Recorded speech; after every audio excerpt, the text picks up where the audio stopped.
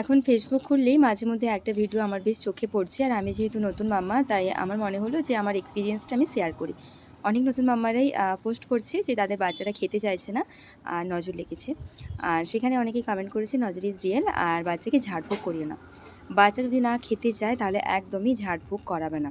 এইসব কুসংস্কারে একদমই পা দেবে না। দরকার হয় প্রথমে ডক্টর দেখাও।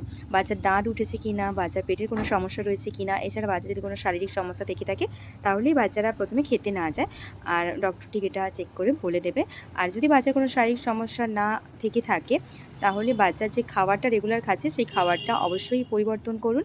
আর বাচ্চার খাবারের যে পরিবেশ সেটা তার মতো সেটাকে সেট আপ করুন। বাচ্চার খাবারের সামনে বাড়ির সকলে এসে উপচে পড়ছে, সকলে এসে বসে আছে, "এই তুমি এটা খাচ্ছ, এটা কেন খাচ্ছ না? তোমার খাচ্ছ তুমি?" এই ধরনের কোনো কথাবার্তা যেন বাচ্চার সামনে না হয়। অনেক সময় বাচ্চারা এগুলো পছন্দ করে না। আর আমি যেহেতু নতুন মাম্মা, তো আমার এক্সপিরিয়েন্সগুলোই আমি জাস্ট বললাম। মোট কথা হচ্ছে বাচ্চার খাবারের তালিকায় পুরাতন খাবার বাদ দিয়ে আপাতত বন্ধ রেখে নতুন খাবার বানিয়ে ওদের খাওয়াতে শুরু করো। দেখবে ওরা খাবে। কেউ, কেউ ১ম এই খায়, আবার কেউ ১ম দিন না খেলে ২য় দিন না খেলে ৩য় দিন থেকে কিন্তু অবশ্যই খাবে। আমি কিন্তু সোশ্যাল মিডিয়াতে দেখি আমার মাম্মাকে কখনোই খাওয়াইনি। কিন্তু তা সত্ত্বেও কিন্তু আমার মেয়েরও কিন্তু এটা বহুবার হয়েছে। আবার সময় মতো যখন আমি ওর খাবার তালিকা পরিবর্তন করেছি তখন কিন্তু ঠিক হয়ে গেছে। আর একদমই ওই ঝাড়ফুঁক দেওয়ার মতো কুসংস্কারে একদমই পা দেবে না।